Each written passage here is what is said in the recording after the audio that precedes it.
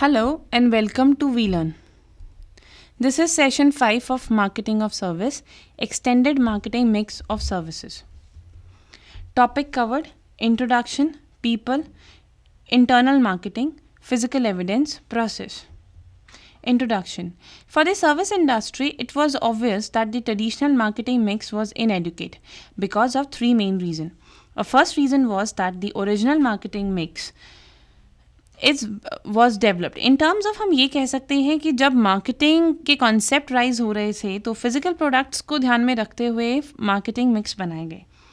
वो marketing mix से related कुछ इश्यूज आए, थ्री रीजंस जिन्होंने एक सर्विस इंडस्ट्री में एक कॉन्सेप्ट लाए कि येस इट इज़ रिक्वायर्ड कि यहाँ पर भी किसी तरीके की मार्केटिंग मिक्स हो. So the first reason was that the original marketing mix was developed for manufacturing the industry, which implies that the services offered by the service companies was actually ought to be changing in the more product like the manners so that the existing marketing tools can be applied. In terms of यहाँ इस concept में जितने भी existing factors थे, जितने भी existing marketing tools थे, वो फिजिकल प्रोडक्ट्स को ध्यान में रखकर बनाए गए, which is required to have the services in that part also. The second reason was that the marketing practitioners in the service sector found that marketing mix does not address to their needs. Marketing mix जो है वो अपने needs को properly address नहीं कर पाते हैं. That means they were not appropriate with the service sector. Then third reason was that since the services are basically different in comparison to the physical product, the marketing models or concept have therefore to be developed in the direction of service sector. In terms of they were basically of generating कि जितने भी concept थे वो physical product से related थे, and yes उसकी वजह से एक proper direction service sector को नहीं मिल पाती थी.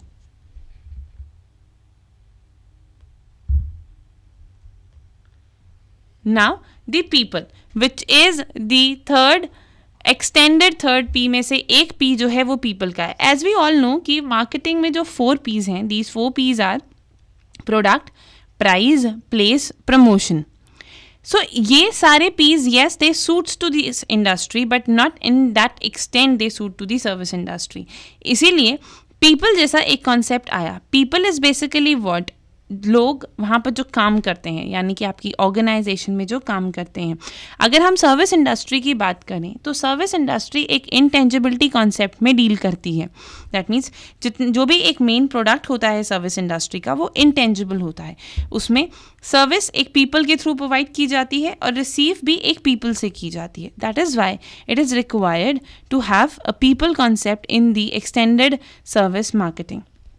That people consist an important dimension in the market of service in their role both as a performer of service and as a customer. अगर हम people की बात कर रहे हैं, receivers and sender, that means sender वो है जो perform कर रहा है service को और receiver वो being a customer जो उसे ले रहा है.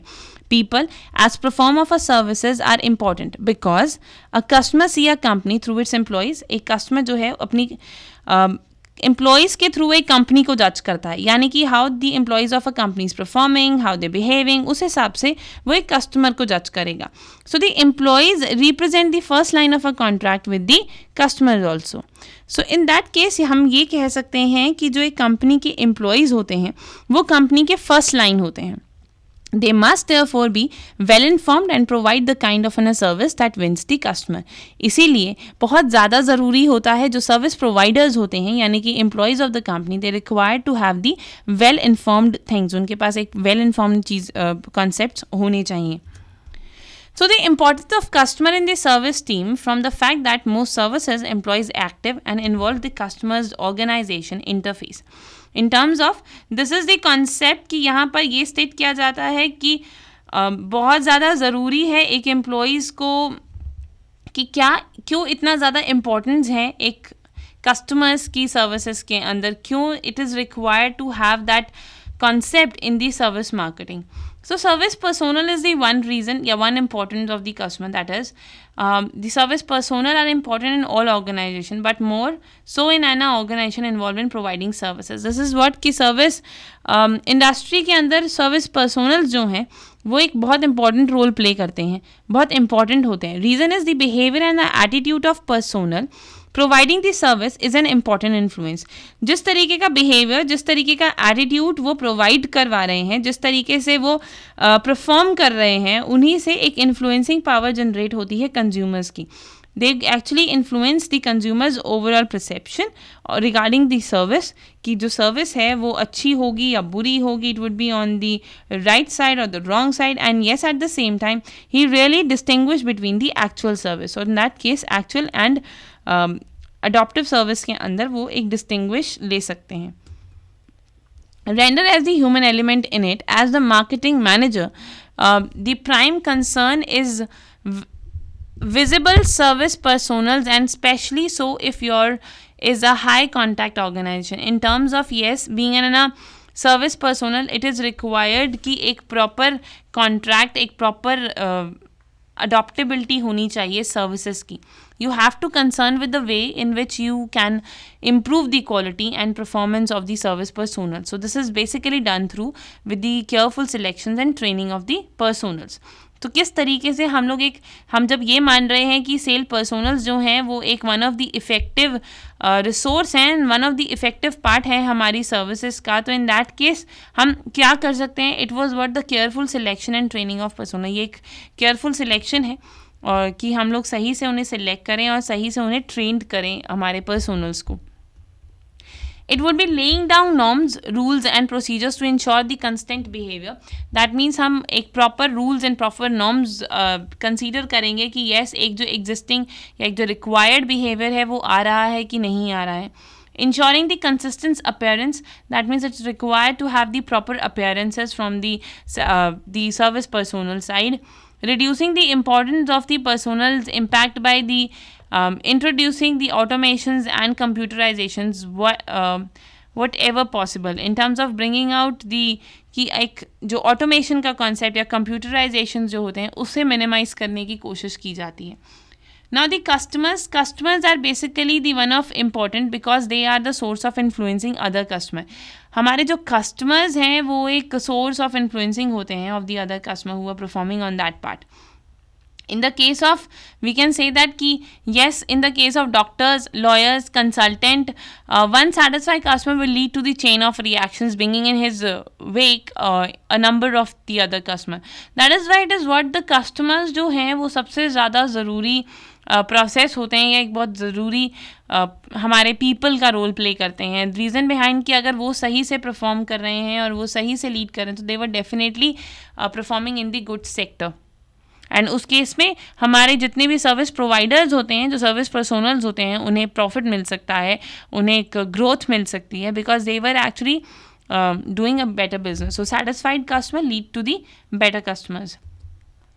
Now the internal marketing. Internal marketing concept is basically stated that internal market of the employees is best motivated for the service mindedness and the customer oriented performances by an active marketing like approaches, whereby a variety of activities are used internally in an active marketing like and coordinated way. In terms of internal marketing concept जो है वो basically employees किस तरीके से motivate हो रहे हैं, किस तरीके से वो सर्विस प्रोवाइड कर रहे हैं, अपने किस तरीके से वो कस्टमर ओरिएंटेशंस परफॉर्मेंसेस दे रहे हैं, they all actually worked on the their concepts कि उनके इंटरनली वो कितने ज़्यादा एक्टिव हैं, इंटरनली वो किस तरीके की मार्केटिंग परफॉर्मेंसेस करते हैं, किस तरीके की कोऑर्डिनेशन वो ऑर्गेनाइजेशन के अंदर जनरेट करते हैं. So strategic and tactical objectives of internal marketing. What are strategical and tactical objectives of internal marketing is the first concept to be considered. कि क्या स्टैटिस्टिकल कॉन्सेप्ट्स हैं. तो we can see in the slide that overall objective जो होता है business का वो दो तरीके से डिवाइड होता है. एक तो स्टैटिस्टिकल लेवल ऑब्जेक्टिव, दूसरा tactical level objective. If you are talking about statistical level objective, so the create an internal environment that supports the customer consciousness and sell the mindedness amongst the personnel through the supportive one. In terms of it is creating an overall internal environment जो कि customers को support करता हो, उनकी consciousness को support करता हो, and yes eight the same time ये देख रहा हो कि किस तरीके से सेल हो सकता है, किस तरीके से हम कस्टमर को सपोर्ट कर सकते हैं. अपने मैनेजमेंट के तरीके से उन्हें सपोर्ट कर सकते हैं, उनकी कुछ पॉलिसीज़ बना के सपोर्ट कर सकते हैं, प्लानिंग एंड कंट्रोलिंग करके सपोर्ट कर सकते हैं. Another is technical level objective, which is to sell the service, supporting services, campaign and marketing effort to the employees based on these principles. यानी कि you have to sell a service. It could be providing by the supporting services. आप अपने competitors के साथ एक supporting service and campaigning also. आप किसी तरीके के marketing efforts कर सकते हो. So yes, the personals are first market of the service company and the employees must understand why they were expected to perform in the certain manner. So in that case there was this various elements of internal marketing. Internal marketing के बहुत सारे elements होते हैं जिसमें सबसे पहले the companies that practice the internal marketing most effectively well. सबसे पहला element, complete the aggressively for the talent market share. That means you have to bring out the proper talent market share. Second, offer a vision that brings the purpose and meaning to the workplace. It is what having a proper vision in the concept. Equip the people with the skill and knowledge to perform their service roles. That means bringing out the good skills and knowledge in the organizations, which actually gives you the excellence. Fourth, bring the people together to benefit from the hits of the team play. That means to bring out the coordination जो कि एक आपको team play दे सके. Leverage the freedom factor. That means bringing out the proper freedom factor. Then nourish the achievement through the measurements and rewards. That is what कि proper rewards, proper measurements होनी चाहिए आपके concepts की. Another is base the job product designing, which is decisions on the researchers कि आप किस तरीके से job design करें. That means require the proper job designing. Now another is the importance of internal marketing in the organization success or the failure. अगर हम internal marketing की concept की बात करते हैं तो उसमें एक employee circle जैसा concept आता है कि हमारे employees जो है वो किस तरीके से और कैसे behave करते हैं या what are the things which is required in the cycles. सबसे पहला cycle जो हम देख रहे हैं एक होता है customer cycle which is depends on the employee cycle. Employee cycle क्या हुआ? Minimizing of training, employees become broader, employees dissatisfaction will be removed, higher employee turnover will be there, low profit margin will be there, narrow designs of job of accommodating low skill level will be there, use of technology to the control and payment of the low wages, minimizing of the selection efforts, all are basically the employees circle. यानी कि अगर ये सारी चीज़ें एक organizations में होती हैं, अगर ये internally organization में अच्छे से perform हो रही हैं, so automatically इसका effect हमारे consumers पर आएगा because they were the representative of our company. So in that case, customer अगर आपका एम्प्लॉय सेटिस्फाई नहीं है तो कस्टमर भी आपका डिससेटिस्फाई हो जाएगा, वो किसी तरीके का रिलेशन आप कंपनी के साथ कंटिन्यू नहीं रखेगा और एट द सेम टाइम वो किसी भी तरीके की लॉयल्टी जनरेट नहीं कर पाएगा और at the same time customer turnovers बहुत ज़्यादा हो जाएंगे. ये एम्फोसाइज करेगा on attracting the new customers also and this is what emphasising on the rather than the services. तो रूल्स एंड रादर, तो this is what the concept of our employees and customers. Now, what are the physical evidence? Physical evidence is the another extended C. The P, which is commonly technique element in this, it is that they are physically tangible and controllable aspect of the service organization. They are constitute the physical evidence of the service. Service से related आपको किसी तरीके की evidence देने पड़ते हैं that yes, you were actually providing that kind of intangible thing to the customer. In that case किस किस तरीके की एविडेंस और प्रूफ आप प्रोवाइड कर सकते हो मार्केट के अंदर. सबसे पहला है फिफीरियल evidence, another is essential evidence. Pifferial evidence, or we can say that the physical environment was divided into the two part. One is ambient factor, another is design factor, another is social factor. यानी कि physical evidence ध्यान में रखते हुए हमें किस किस तरीके के factors को consider करना होता है. So we have to consider these factors, and these factors are what? The air quality, ambience. अगर ambience से related है, physical environment आप दे रहे हो, physical evidence उनको आप दे रहे हो, so in that case एक ambience factor उसके अंदर आ जाएगा. Ambience is all about कि एयर क्वालिटी क्या है, क्वालिटी ऑफ सेंट क्या है, डिग्री ऑफ सर्कुलेशंस क्या है. These are was ambient part. Another is design factor. Design factor is basically the ethics of the architectures, colour schemes material used, space, style of accessories, वो सब आपके ethics पास आ जाते हैं. Another is functional dimensions of layout, comfort one, आपने किस तरीके से ओवरऑल कॉन्सेप्ट को डिज़ाइन किया है, उनका कलर क्या है, मटेरियल क्या यूज़ हो रहा है, शेप ऑफ एसेसरीज क्या है. Social factors are all are appearance, behaviour and the number of services personnel would be there, उनकी अपीयरेंस कैसी है, वो किस तरीके से बिहेव कर रहे हैं, quality and quantity of the other customers would be there. So these are what the factors to be considered in the physical environment. Now the another is process. Process is basically the evidence, we can say that the another extended P of a marketing जो इस पे काम करता है. In the service organization, the system by which the customer receive the delivery of a service constitute the process. एक हमेशा एक customer तक सर्विस पहुंचाने के लिए कंपनी एक पूरा प्रोसेस जनरेट करती है, पूरा एक प्रोसेस लेकर आती है.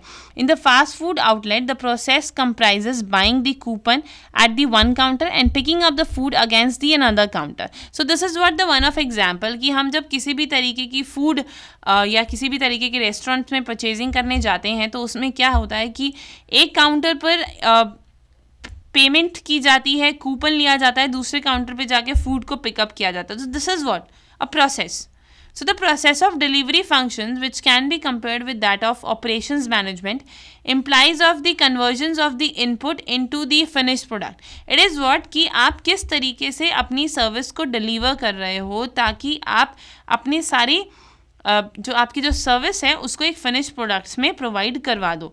किस तरीके से आप अपनी सर्विस को एक्चुअली ऑपरेट कर रहे हो, this is the main task. As a manager we can say that if the person is a manager so are interested in optimizing the efficiency of the organization without the sacrificing the qualities aspect. So some of the critical questions that would asked in that case, मतलब एक process को enhance करने के लिए जो कि एक organisations के गोल्स को अचीव करती है, जो कि एक ऑर्गेनाइजेशंस के सारे फैक्टर्स को अचीव करती है, उसके लिए क्या क्या क्वेश्चंस पुट डाउन किए जाएंगे. So what are the steps involved in delivering the services to the customer? क्या स्टेप होगा, कैसे आप कस्टमर को डिलीवर करोगे. Then B is are they arranged in the most logical sequence? क्या वो बहुत लॉजिकल सीक्वेंस में प्रिपेयर किया गया है. C if not can some steps be eliminated? क्या कुछ स्टेप एलिमिनेट कर सकते हैं just to bring out the process little smoother. Another is what are the step in which the consumer is involve, और किस तरीके का स्टेप है जिसके अंदर कंज्यूमर परफेक्टली इन्वॉल्व हो सकता है. Can the consumer contact be reduce of the total eliminations, मतलब हम किस तरीके से कंज्यूमर्स को कॉन्टैक्ट करेंगे. And yes at the same time can we introduce the automations to speed up the delivery of process, यानी कि हम किसी भी तरीके की ऑटोमेशंस या टेक्नोलॉजी का यूज़ कर सकते हैं सिर्फ हमारी प्रोडक्ट की डिलीवरी को इंक्रीज़ करने के लिए. So in that marketing management, operations management has been recognized as an integral function. So in that case, yes, operational अपने आप में एक बहुत essential माना जाता है marketing के अंदर. In terms of because manufacturing sector would require to have a knowledge of the product, वो product को किस तरीके से, किस quality का, customer के हिसाब से सारा वो detailing करते हैं कि कैसे product को actually बनाना चाहिए. So in that case, in a manufacturing sector, for example, logistic in the distribution are vital, satisfying the customer need. जैसे कि एक मैन्युफैक्चरिंग सेक्टर में लॉजिस्टिक इंपॉर्टेंट पार्ट होता है, सेम मार्केटिंग के अंदर ऑपरेशनल मैनेजमेंट जो है वो इंपॉर्टेंट एरिया होता है. अब कौन कौन से इश्यूज होते हैं जो कि एक ध्यान में रखने चाहिए इन दी प्रोसेस मैनेजमेंट. सबसे पहले प्रोसेस प्लानिंग एंड कंट्रोलिंग, किस तरीके से प्लानिंग एंड कंट्रोलिंग की जा रही है. Another is operational plan, that means detailed specifications of each subsystems.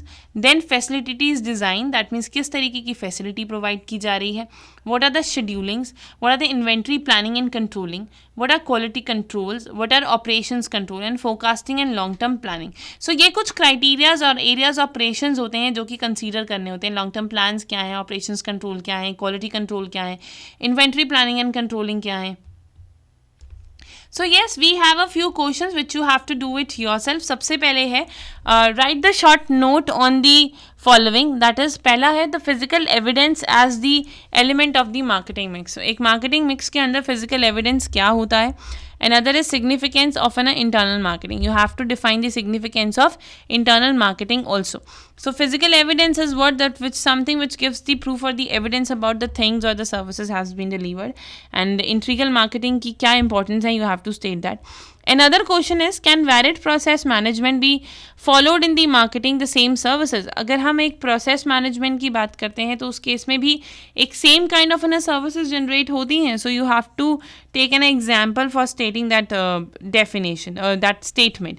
So yes, this is all about for the today's session. We were winding up here. Thank you so much. Happy learning. We learn.